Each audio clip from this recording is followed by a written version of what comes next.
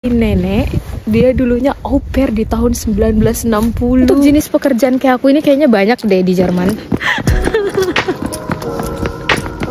Sampai ada yang bilang, ih kakak lain sendiri ya, PFD-nya digituin.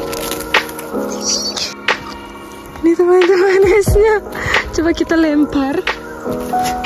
Bener dikunci. Gimana aku ini bisa keluar? Aku ingin. Halo teman-teman semuanya, selamat pagi. Udah siang deng. Ya betul. Ya tuh udah jam 12 lewat, mau setengah 1. Apa kabar? Masih pada sehat kan? Puji Tuhan aku sehat walaupun ini musim dingin banget.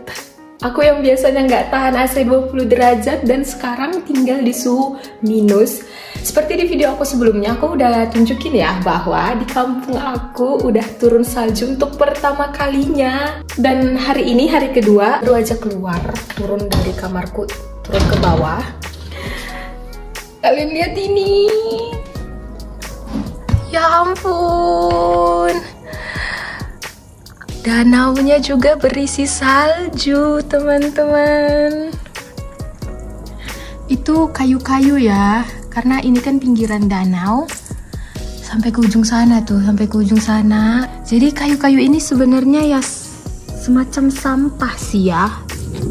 Aku pernah dengar sih katanya bakalan ada momen dimana sekali setahun semua sampah-sampah kayu ini bakalan diangkut sama pemerintah gitulah, bersihin. Tapi sejauh aku tinggal di sini baru 3 bulan sih, jadi belum ada.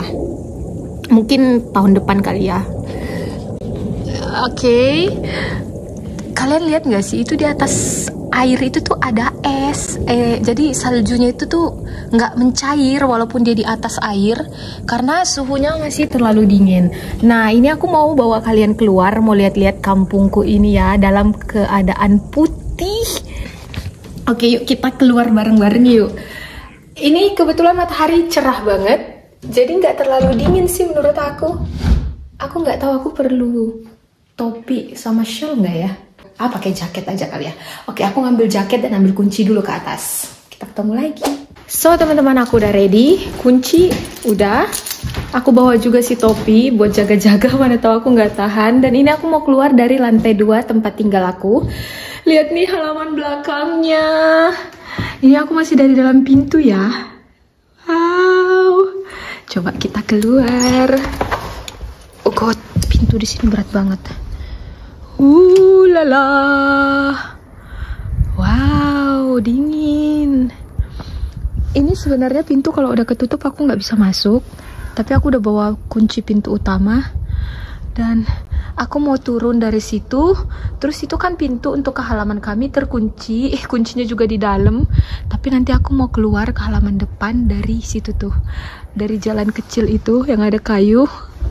Itu sebenarnya gang hotel ya. Tapi bilang aja kejebak di luar, gak bawa kunci.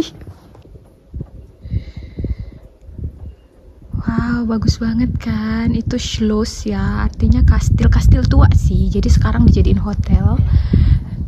Ini pohon udah botak. Yuk kita turun, ini kan danau ya. Kita turun ke bawah danau, terus nanti aku bawa keliling lagi ke kampung-kampung depan. Aku rencananya nggak mau lama sih ya.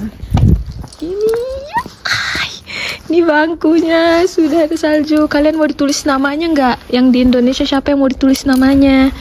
Wow, la la la la la la la.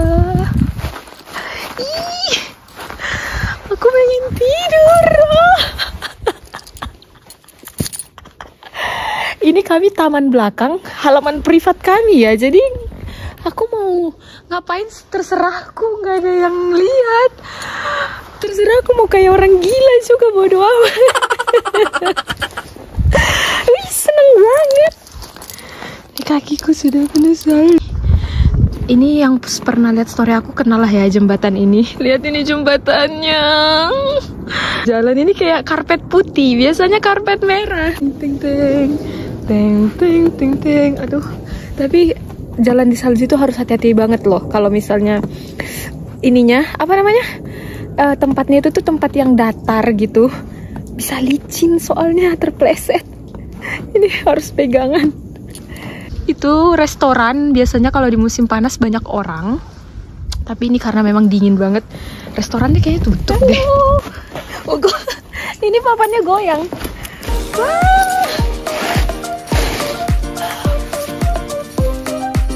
Dingin banget.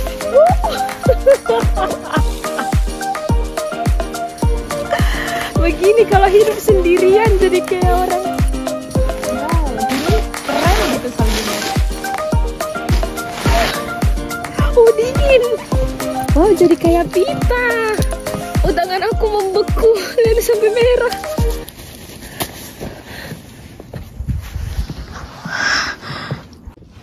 So, teman-teman, lihat tangan aku sekarang setelah tadi megang-megang salju di jembatan itu.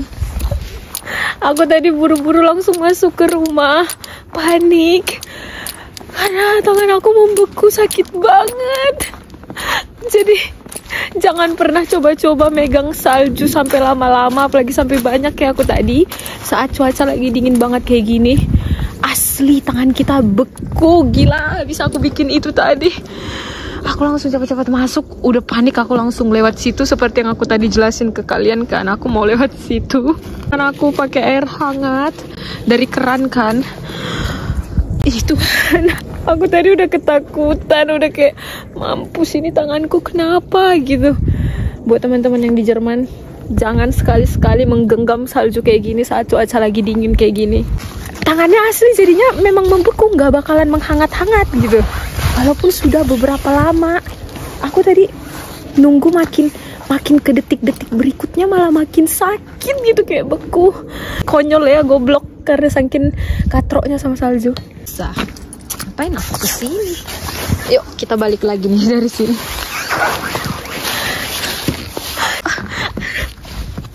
Tadi aku juga jadinya ke kamarku ngambil sarung tangan. Ups, jangan dipegang ini, dingin. Ups, ih cantik ya. Ini ada salju nih di atas danau. Ini es. Ini es ya teman-teman. Membeku guys. Bisa kelihatan gak sih sampai situ tuh yang ada gerak-gerak? Nah itu air. Nah kalau yang udah diem itu tuh kayak ada batas gitu ya garis, itu es. Sebenarnya ini bukan airnya sih yang membeku. Ini tuh saljunya kan jatuh ke atas danau, tapi dia nggak mencair. Kayak gitu sih menurut aku. Ini bukan airnya yang membeku. Pecah dia. Sekarang aku udah pakai sarung tangan, sudah ya lumayan, nggak terlalu dingin. Ini ada kayu. Kalian lihat nih.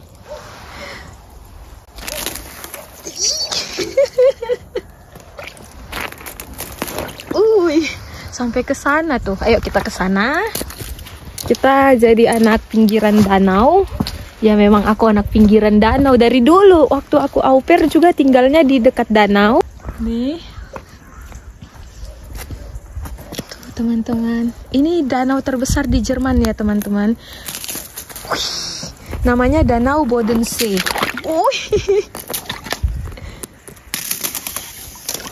Wow. Tuh lihat nih. Kita ambil nih. Sepatuku ternyata goblok. Airnya masuk ke dalam melalui sletingnya. Ini teman-teman esnya. Coba kita lempar. Wih, kayak kaca. Jalan lagi. Pokoknya pakai sarung tangan ya lebih inilah. Nah, ini lihat nih.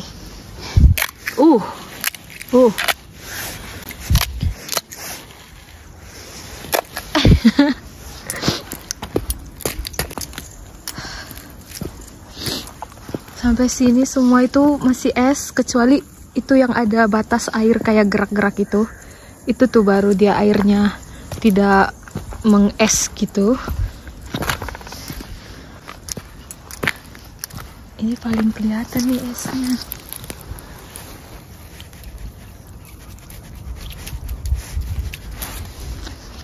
Sampai sana loh, sampai ke pohon itu. Aku kemarin ngobrol-ngobrol sama bos aku kan, cerita, aku bilang aku penasaran pengen melihat danau membeku gitu. Terus dia pikir yang aku maksud danau ini. Dia bilang, kalau danau ini sih nggak mungkin, kata dia gitu kan.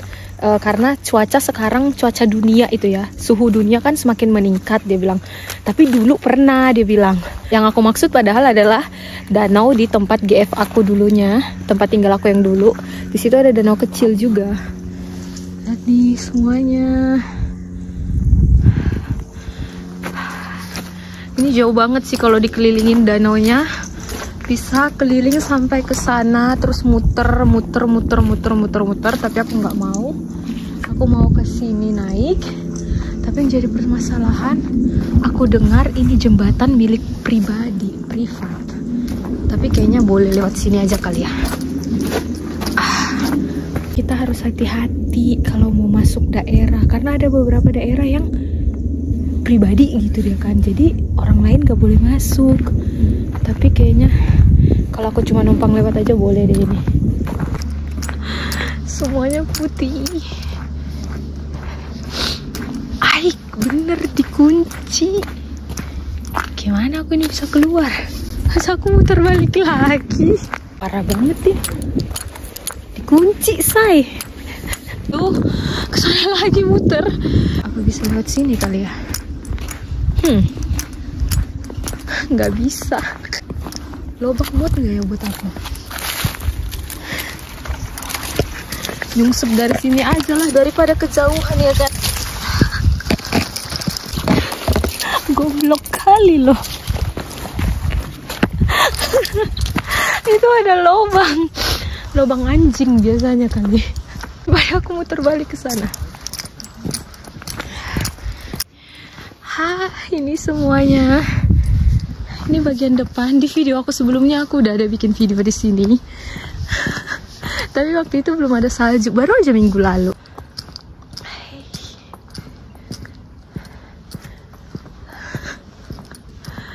Ini tuh yang main salju tuh kebanyakan sebenarnya anak-anak. Wow.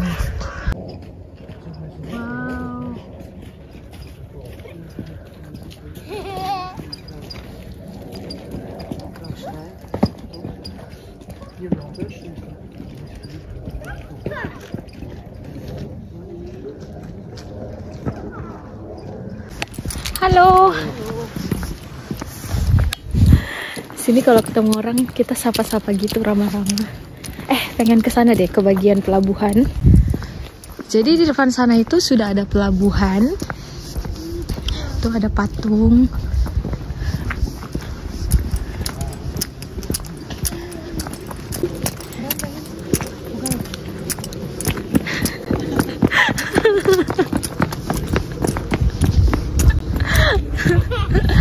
Hast du kein Angst?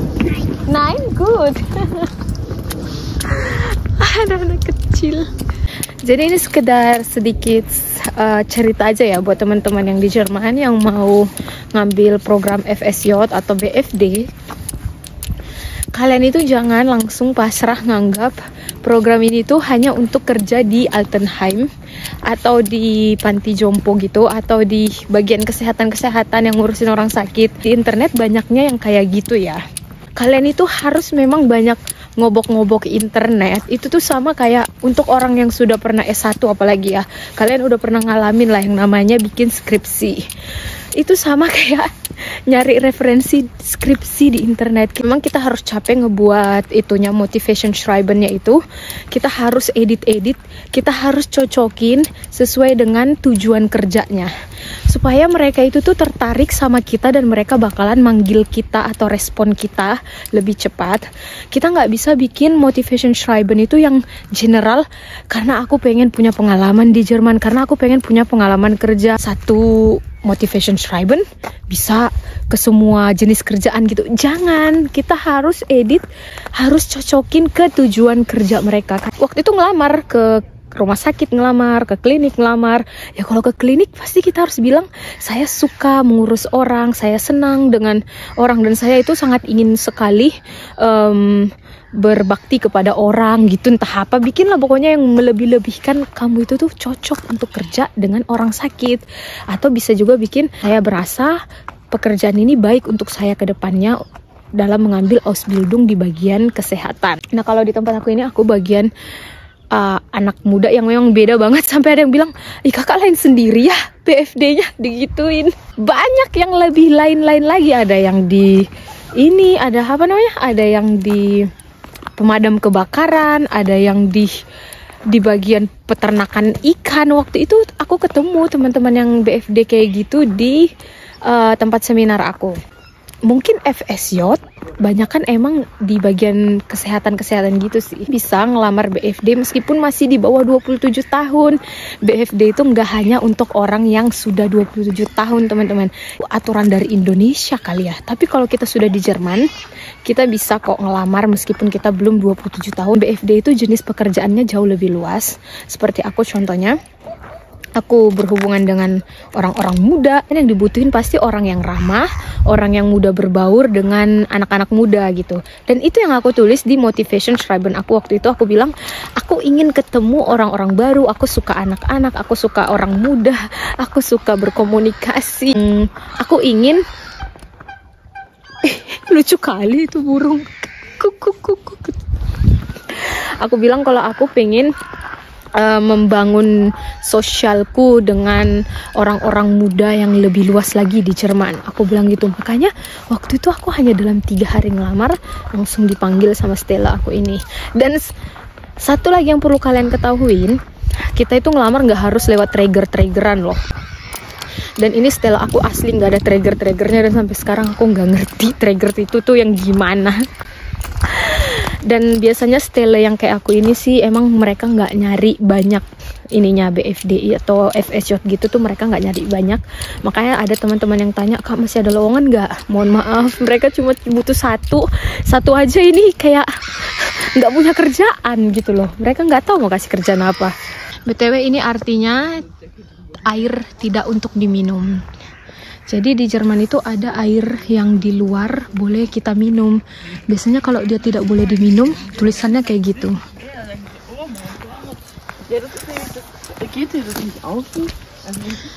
Nah ini sekarang kita sudah di bagian pelabuhan. Tadi aku di sebelah sana ya, cerita ke kalian. Sekarang aku pindah ke sini. Jadi pokoknya kayak gitulah intinya teman-teman, kita harus berpikir kreatif kalau kita mau mencari pekerjaan di Jerman ini. Jangan terlalu mudah ngelihat orang gitu, orang banyaknya begini, ya udahlah beginilah gitu, jangan. Jadi kita harus bisa kalau bisa kreatif sendiri gitu, nggak apa-apa. Ini ya, aku nggak bilang kalau kerja di panti jompo itu kayak gimana gitu, enggak, cuma aku mikir setelah masuk ke dalam banyak yang ngeluh bilangnya capek begini gitu. Itu tuh bukan buat hal yang kita keluhin gitu loh. Makanya ini aku kasih tahu supaya teman-teman yang memang merasa tidak cocok di pekerjaan kayak gitu tuh supaya jangan terlalu mudah pasrah. Untuk jenis pekerjaan kayak aku ini kayaknya banyak deh di Jerman. Kalian cari aja lowongan-lowongan yang namanya berhubungan dengan Jugendbegegnung atau Jugendliche. Itu pasti hal-hal yang berhubungan dengan orang-orang muda. Gitu dia. Sampai di pelabuhannya. Ini pelabuhan menuju ke Austria dan ke Swiss deh kayaknya. Ini tuh kalau musim panas banyak orang duduk-duduk ngeliatin kapal ataupun juga nunggu kapal. Terlalu dalam, ini mungkin cuma 3 meter apa lebih atau kurang, nggak tahu, tapi kita masih bisa lihat dasarnya tuh. Cerah banget.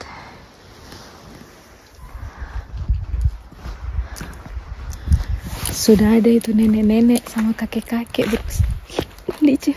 Nenek-nenek sama kakek-kakek romantis. Gue sendirian.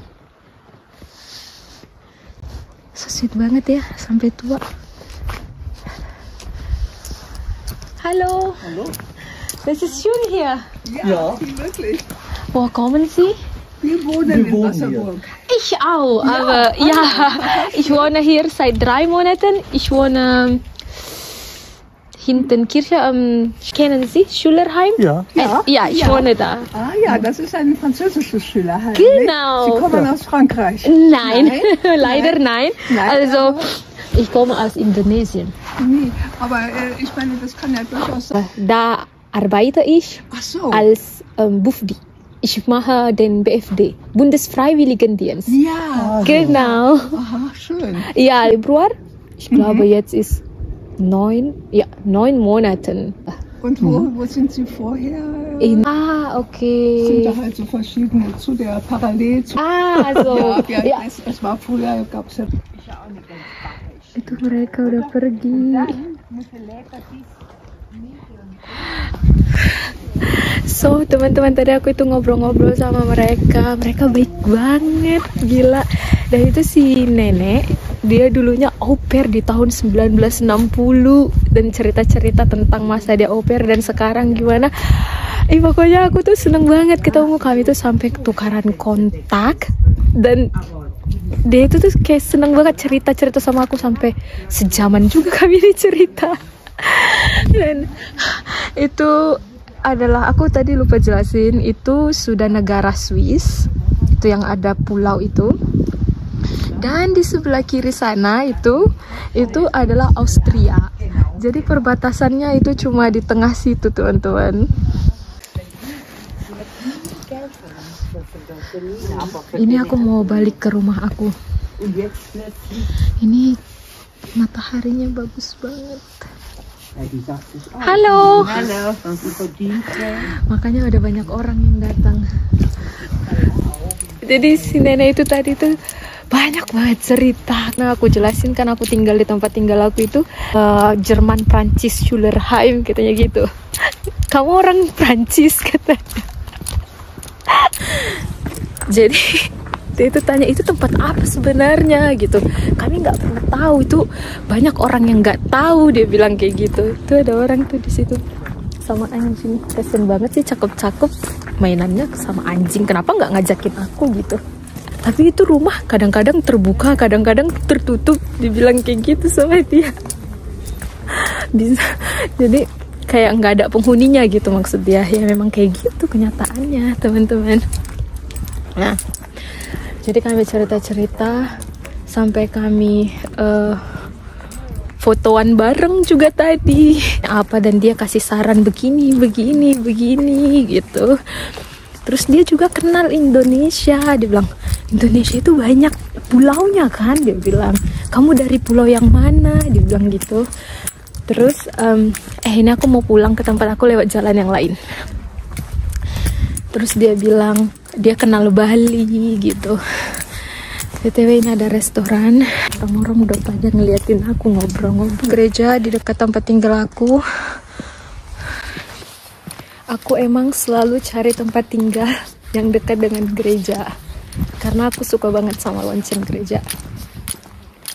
Oke lah teman-teman, kayak gitu cerita aku hari ini ya. Terima kasih untuk kalian yang udah ngikutin aku jalan-jalan di kampungku ini.